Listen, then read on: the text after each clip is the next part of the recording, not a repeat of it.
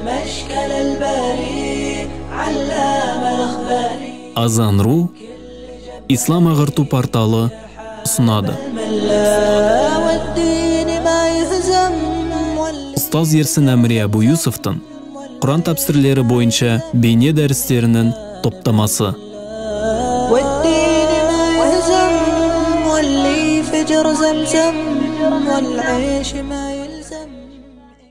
أعوذ بالله من الشيطان الرجيم. بسم الله الرحمن الرحيم. الحمد لله رب العالمين، والصلاة والسلام على نبينا وإمامنا وقدوتنا وقرة أعيننا محمد وعلى آله وأصحابه أجمعين.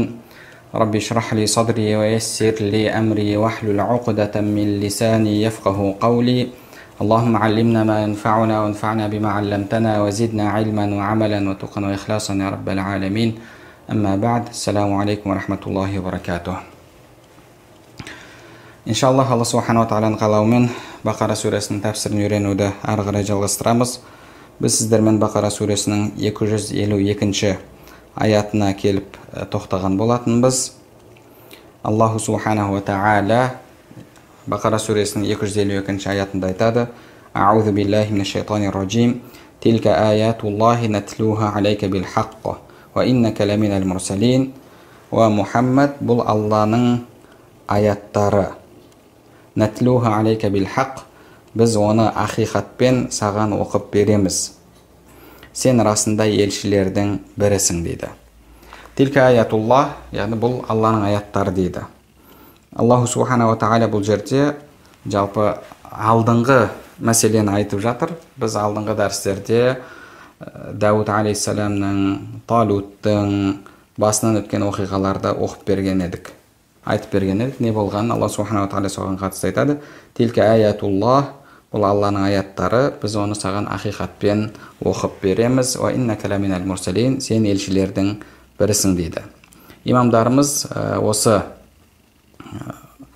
аяттың тәпсірінде айтады: Тилка ишаратun илал қисас аллати закараха мин хадисил улуф ва имататихим ва ихяихим ва тамлики Талут. Яғни тилка деген бұл әлгі ол анау деген секілді сөз. Заликал китаб деп Бақара сүресінде айтылғандай, тилка аятуллах, яғни ол Алланың аяттары деген кезде Аллаху Субхана ва Тағала бұл жерде алдыңғы өткен оқиғалар жайында айтып жатыр.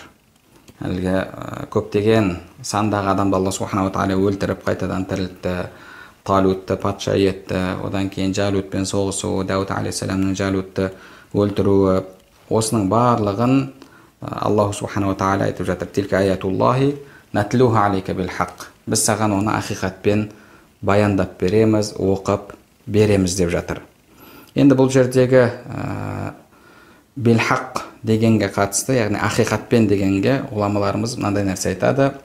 Яғни бір мағынасы, біз бұл аяттарды сендерге ғибрат болу үшін, сендер содан дәріс алу үшін, ғибрат алу үшін оқып береміз деген мағынада дейді. Өйткені алдыңғылардың басына түскен қиындық пайғамбарымыздың үмбетінің де басына түседі. Сол кезде сабырлық ету керек. Сол үшін біз осы оқиғаларды баяндап беріп жатырмыз дейді. Және екінші мағынасы бил хақ дегеннің ай бил яқин аллази ла яшукку фихи ахлул китаб. Яғни бұл жерде біз ақиқатпен баяндап жатырмыз. Ол сондай ақиқат, яқин, тіпті әхіл китапта оған күмән келтіре алмайды. Неге? Өйткені мұның барлығы олардың кітаптарында айтылған. Пайғамбарымыз саллаллаху алейхи вассалам оларға осы аяттарды оқып жатқан кезде олар бұған ешқандай күмән келтіре алмайды. Неге? Өйткені бұл мәселелердің барлығы олардың кітаптарында да жазылған. Және сондай-ақ бил хақ деген сөздің мағынасы дейді, имамдарымыз айтады. Яғни бұл Аллаху Субханаху ва Тағаланың тарапынан деген мағынада. Бұл аяттарды саған шайтан келіп, мүшриктер айтқандай, шайтан немесе бағанағы бір жындар келіп, сенің ойыңа салып жатқан жоқ, сиқыршылардан үйреніп жатқан жоқсың. Бұл аяттарды біз ақиқат, яғни саған оқып береміз ақиқатпен, бұл Алла тарапынан екендігі ақиқат деген мағынада дейді. Ва иннака ламинал мурсалин, және сен елшілердің бірісің дейді. Бұл сөздің мағынасы, сен Алла Тағаланың елшісің, Алла Тағала саған уахи етіп, сен осы аяттарды баяндап жатырсың, адамдарға жеткізіп жатырсың, Аллаху субханаху уа тағала саған үйретіп жатыр. Яғни сен бұл аяттарды өзіңнің ойыңнан шығарып жатқан жоқсың. Сен өйткені елшісің, Аллаху субханаху тағала саған уахи етеді деп жатыр. Және сондай-ақ уа иннака ламинал мурсалин деген, яғни сен елшілердің бірісің деген аяттың мағынасы дейді, ғұламаларымыз айтады. Яғни пайғамбарлардың басына түскен қиындықтар сенің де басыңа түседі. Өйткені сен де солар секілді елшісің. Олардың басына қиындықтар түсті, қауымынан қанша қиындықтар көрді, қарсыластардан қанша қиындықтар көрді. Сен елшісің ба, онда елшілердің басына түскен нәрсе сенің де басыңа түседі. Сен оған сабыр ет, өйткені сенің жолың бұл алдыңғы елшілердің жолы деп Аллаху субханаху ва тағала айтып жатыр дейді. Яғни бұл жерде пайғамбарымызға Алла субханаху ва тағала ишарат беріп жатыр. Сен елшісің, демек елшілердің басына түскен нәрсе сенің де басыңа түседі деп жатыр. Енді Аллаху субханаху ва тағала ары қарай 253 аятта айтады: Аузу биллахи минаш шайтанир ражим. Тилка ар-русулу фаддална ба'дахум аля ба'д. منهم من كلم الله ورفع بعضهم درجات وآتينا عيسى بن مريم البينات وأيدناه بروح القدس ولو شاء الله ما اقتتل الذين من بعدهم من بعد ما جاءتهم البينات ولكن اختلفوا فمنهم من آمن ومنهم من كفر ولو شاء الله ما اقتتلوا ولكن الله يفعل ما يريد. Міне осы пайғамбарлардың кейбіреуінен жоғары қойдық деді. Яғни тилкар русул, осы елшілер фаддална ба'дахум аля ба'д. Олардың бірін екінші біреулерінен абзал еттік деді. Яғни пайғамбарлардың арасында да абзалдық деген мәселе бар. Құранда Алла субханаху тағала мысалы улул азм деп бізге пайғамбарларды үйретті. Соның ішінде Құранда аталған пайғамбарлар бар. Яғни пайғамбарлардың арасында да жалпы афдалия, мынадан абзал деген секілді мәселе бар. Пайғамбарымыз саллаллаху алейхи вассалам пайғамбарлардың және елшілердің арасындағы ең абзалы болып табылады. Құранда Алла субханаху тағала: "Ва ма арсалнака илля рахматан лил аламин." Біз сені әлемдерге мейірім рахмет етіп жібердік дейді. Имамдарымыз аяттың тәфсирінде айтады: فلما كان رحمة لكل العالمين لازم أن يكون أفضل من كل العالمين. Яғни бүкіл әлемге мейірім рахым болса, онда пайғамбарымыз саллаллаху алейхи вассалам бүкіл әлемнен абзал болуы керек дейді. Яғни пайғамбарымыз саллаллаху алейхи вассалам афдалу махлуқатиллах, Алла тағаланың жаратылысының ішіндегі ең абзал болып табылады. Неге? Өйткені пайғамбарымыз бүкіл әлемге, яғни әлем деген Алла тағаладан басқа нәрсенің барлығы, соның барлығына пайғамбарымыз мейірім рахым етіп жіберілген болса, онда пайғамбарымыз саллаллаху алейхи вассалам басқа пайғамбарлардың барлығынан артық абзал болып табылады. Ва рафа'на лака зикрак. Алла субханаху ва тағала: біз сенің зікіріңді көтеріп қойдық, сенің есіміңді жоғары етіп қойдық деді. Яғни тіпті кейбір хадистерде Адам алейхиссалам пайғамбарымыз саллаллаху алейхи вассаламның есімін бағанағы ла иляха илlalloh Мұхаммад расулуллах деп аршыда жазылып тұрған көргендігі жайында да келеді. Енді хадистің иснадында әртүрлі сөздер бар, бірақ дәлелге жарайды деген ғұламаларда бар. Құранда Алла субханаху ва тағалада біз сенің есіміңді жоғары етіп қойдық дейді, және алдыңғы пайғамбарлардың ешқайсысында азан болған жоқ. Сол үшін де намазға қалай шақырамыз деген кезде сахабалардың арасында әртүрлі көзқарас болды. Біреулері яһудилердің сияқты қоңырауды пайдаланайық деді, біреулер тағы бір сүрді қолданайық деген секілді. Яһуди емес, әхл китап христиандардың кейбіреулері яһудилердіңкінде сүрді пайдаланайық деді. Бірақ Алла субханаху ва тағала кейбір сахабалардың түсіне азанды берді. Және мұсылмандардың белгісі намазға шақыруы азан болды. Және азанда ашхаду анна Мұхаммад расулуллах деген сөз бар. Яғни Алла субханаху ва тағала жалпы пайғамбарымыз саллаллаху алейхи вассаламның есімін бүкіл әлемде минареттерден көтеріп қойды. Және тіпті ғұламаларымыз айтады, негізі азанның уақытын қарайтын болсақ, уақыты мысалы мынанша минуттан айтылатын болса, және уақыт ауысып тұрады, білесіздер. Жер домалақ болғаннан кейін бір жерде бесін енді кірсе, біраздан кейін екінші жерде кіреді, одан кейін мына жақта асыр кірген екен, мына жақта тағы одан кейін асыр кіреді деген секілді. Жалпы 24 сағат азан айтылып тұрады екен. 24 сағат Алла Субханала Тағала пайғамбарымыздың есімін сондай жоғары етіп қойды. Бүкіл әлемде пайғамбарымыздың аты айтылып тұрады. Және Алла Субханала Тағала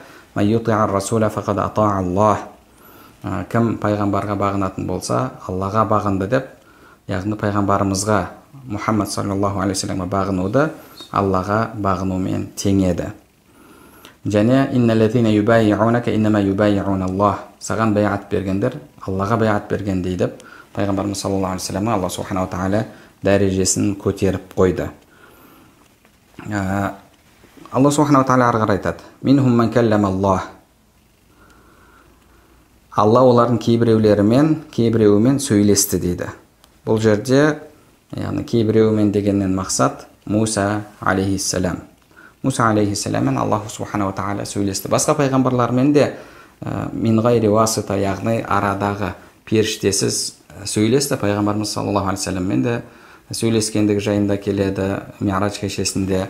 Бірақ Муса алейхиссаламның жалпы Калимуллах, Алламен сөйлесуші деп аталуының себебі Муса алейхиссалам көбінесе тікелей сөйлесетін болған. Сол үшін де Калимуллах деген атаққа ие болған. Және бұл жерде минхум ман каллама Аллах, олардың кейбіреуімен Алла Тағала сөйлесті дегеннен мақсат Иса алейхиссалам.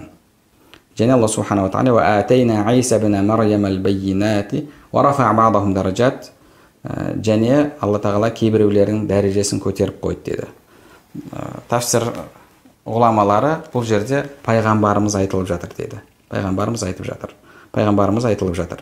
Яғни Аллаху Субханала Тағала пайғамбарларды бірінен бірін абзал етті. Олардың ішінде Алламен тікелей сөйлескендері бар. Тікелей сөйлескенде көбінесе уахи солай тікелей сөйлесумен болған. Және кейбіреулердің дәрежесін Алла Тағала көтеріп қойды дейді. Бұл жерде пайғамбарымыз саллаллаху алейхи вассалам айтылып жатыр деді. Бір риуаятта, екінші бір риуаятта енді алдыңғы сөзде Алла Тағала бірінен бірін абзал еткендігін айтты. Бірақ қаншалықты мөлшерде, қандай деңгейде екенін айтылған жоқ. Мына жерде уарафа ба'дахум даражат дегенде енді кейбіреулердің Алла Тағала дәрежесін тіпті ұлық етті деген кезде, яғни бұл жерде абзалдықтың өзі де үлкен деңгейде екендігін білдіреді дейді. Жалпы, яғни мұсылмандардың сенім бойынша пайғамбарымыз саллаллаху алейхи вассаламның дәрежесі басқа пайғамбарлардың дәрежесінен ұлық. Аллаху Субханаху ва Тағала пайғамбарымызға басқа пайғамбарларға берген муъжизалардың бәрінен берді. Пайғамбарымыз саллаллаху алейхи вассаламнан ол жайында риуаяттарда келеді.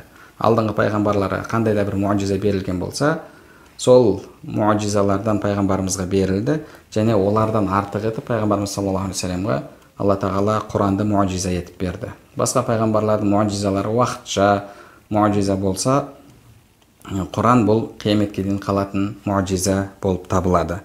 Сол үшін де пайғамбарымыз саллаллаху алейхи вассалам басқа пайғамбарлардан жалпы артық етілді.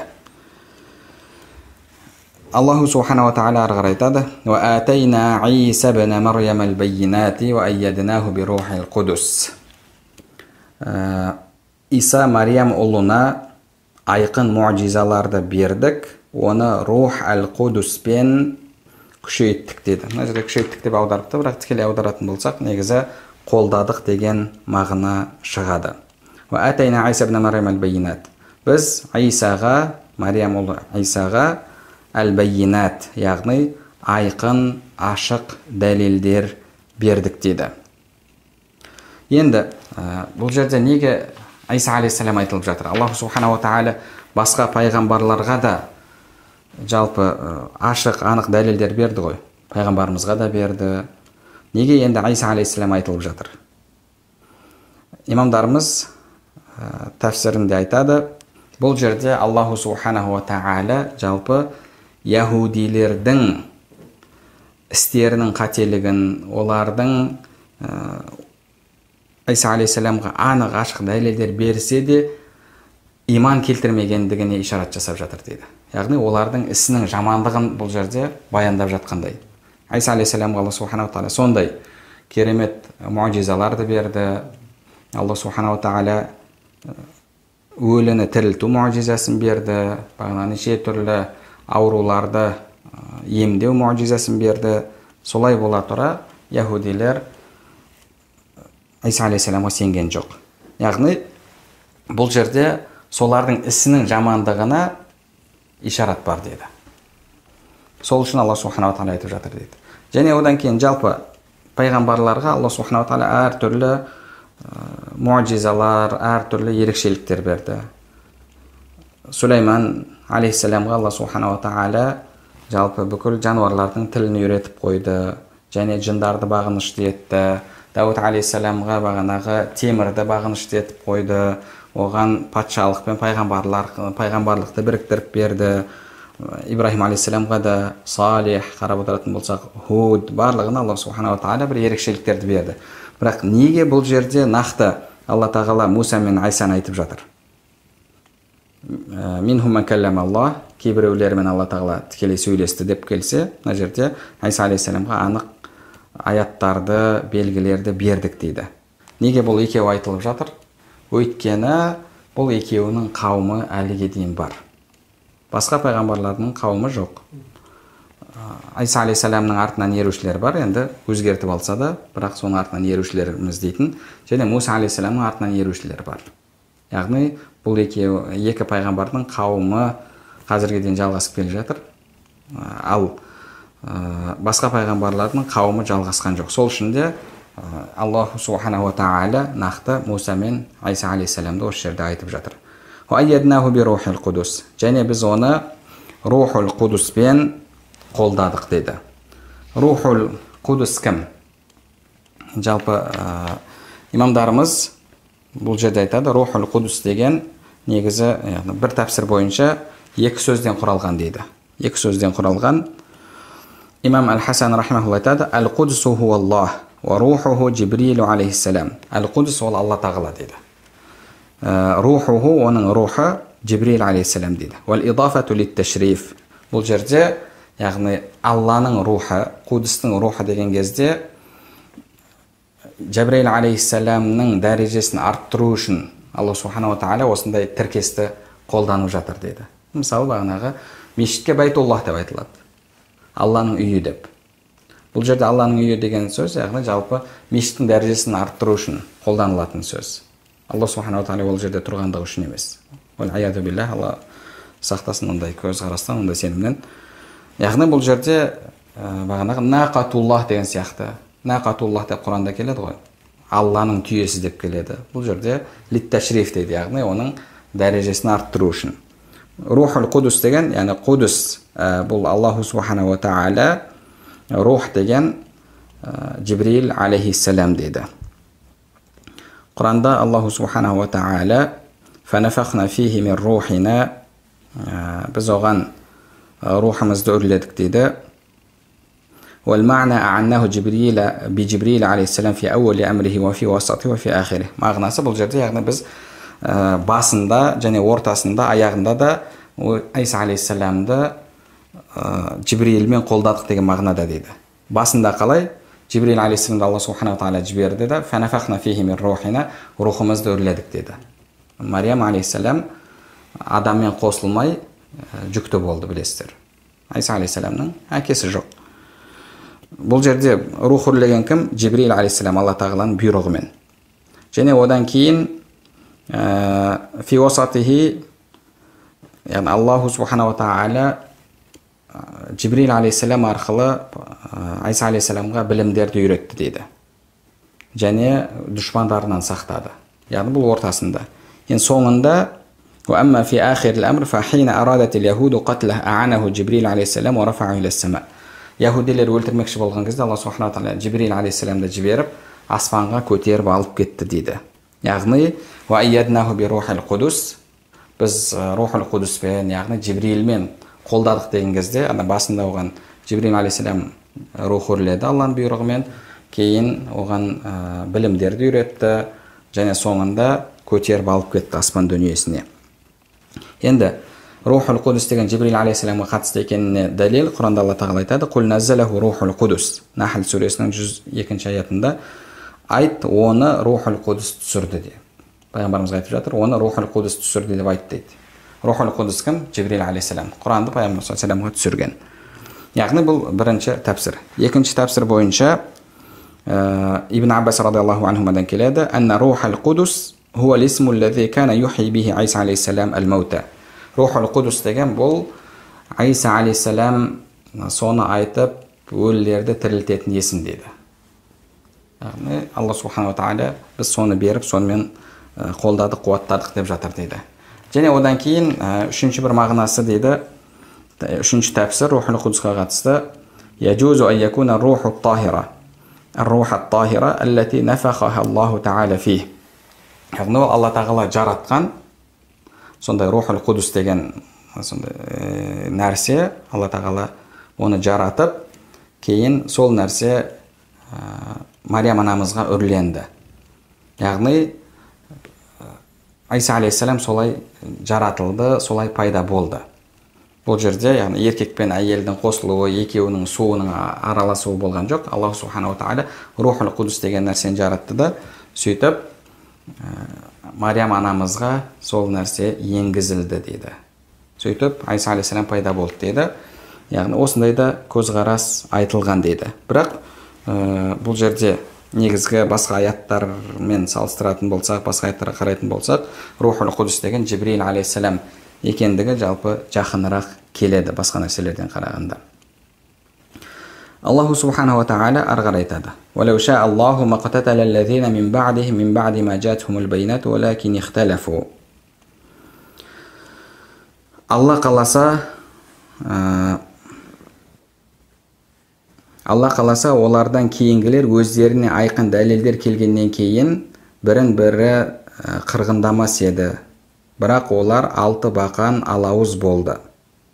Яғни Муса алейхиссаламнан кейін, Айса алейхиссаламнан кейін олар өзара бөлінуге түсті, өзара қан төгуге барды. Аллах субхана ва тағала сол жайында айтып жатыр: "Валау ша Аллаху мaqtatala аллазина мин ба'дихим мин ба'ди ма джатхумул байнат". Егер Алла қалағанда сол пайғамбарлардан кейін өзара соғысқандар соғыспас еді дейді. Валакин ихталафу, бірақ олар өзара талас тартысқа түсті.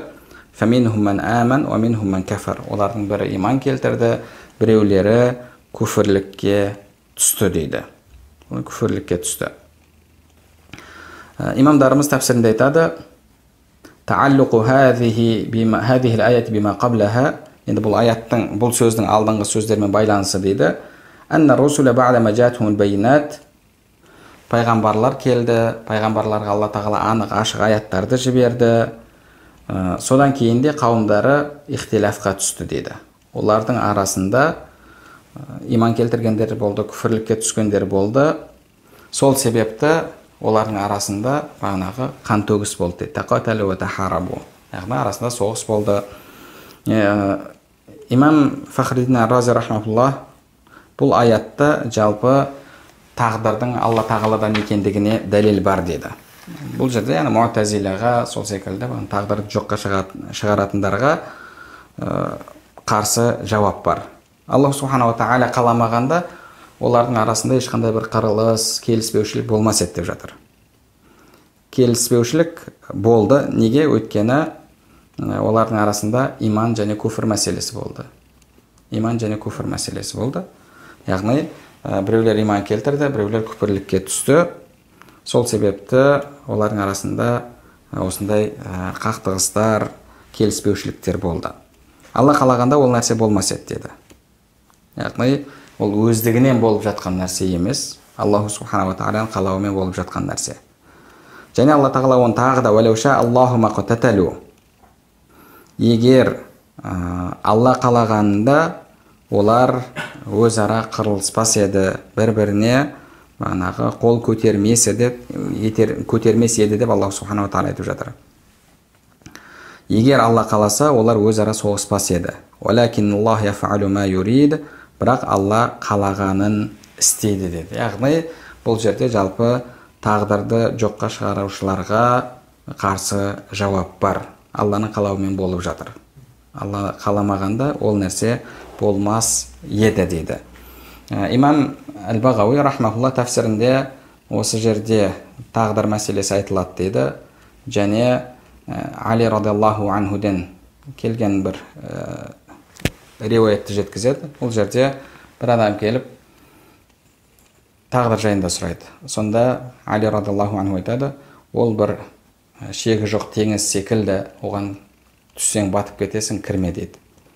Одан кейін тағы да сұраған кезде ол Алла тағаланың сыры, оны іздеме, іздесең адасасың деген сөзді айтады. Яғни жалпы біз барлық нәрсе Алла тағаланың қалауымен болатындығын білеміз. Алланың қалауынсыз еш нәрсе болмайды және тағдырға иман келтіреміз. Бұл жерде осы мәселе айтылып жатыр дейді. Одан кейін Аллаху субханаху ва тағала әрі қарай аяттың жалғасында айтады, яғни 254 аятта: «Я айюхаллазина аману анфиқу мимма разақнакум мин қабли ан яътия яумун ла байъун фихи ва ла хуллату ва ла шафа'a вал кафируна хумуз залимун». Уа иман келтіргендер, сауда саттық, достық, жанашырлық болмайтын күндер келуден бұрын өздеріне берілген мал мүліктен Алла жолына жұмсаңдар. Күпірлік етушілер, залымдық істеушілер, яғни өз басына залымдық істеушілер. Вал кафируна хумуз залимун, кәпірлер олар залымдар дейді.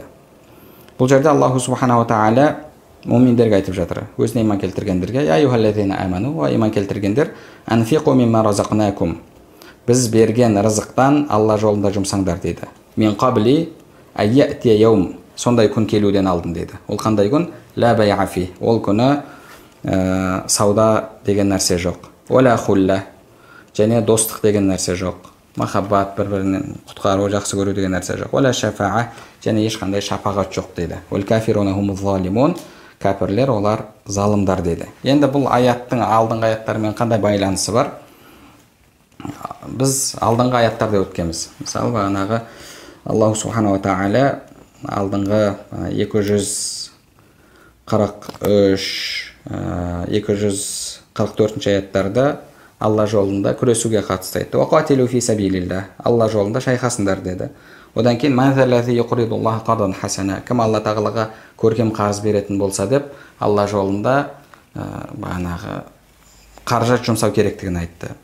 Одан кейін жалпы Алла жолындағы күресті тағы да бізге қайталап айтты. Мынау Талутқа қатысты, Дауд алейхиссаламға қатысты. Оны айтып болғаннан кейін тағы да біз берген рызықтан Алла жолында жұмсаңдар деп жатыр. Яғни әрдайым жалпы Алла жолындағы күреспен Алла жолында дүние жұмсау екеуі бірге жүреді. Имам Ар-Рази рахмахулла соған қатысты айтады: «И'лам анна ас'абал ашияи 'алал инсани базлу нафси фил қитал ва базлу мали фил инфақ». Адамға ең ауыр тиетін нәрсе дейді, бұл өзінің жанын Алла жолында пида ету және дүние жұмсау дейді.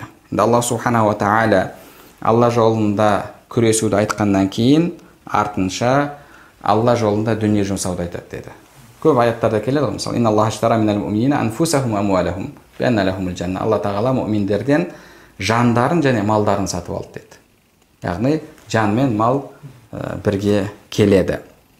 Өйткені адам дүниені жақсы көреді және өзінің жанын жақсы көреді және дүниені жақсы көреді. Сол үшін де әрдайым бірге жүреді. Мына жерде де алдында мысалы Алла жолындағы шайқас,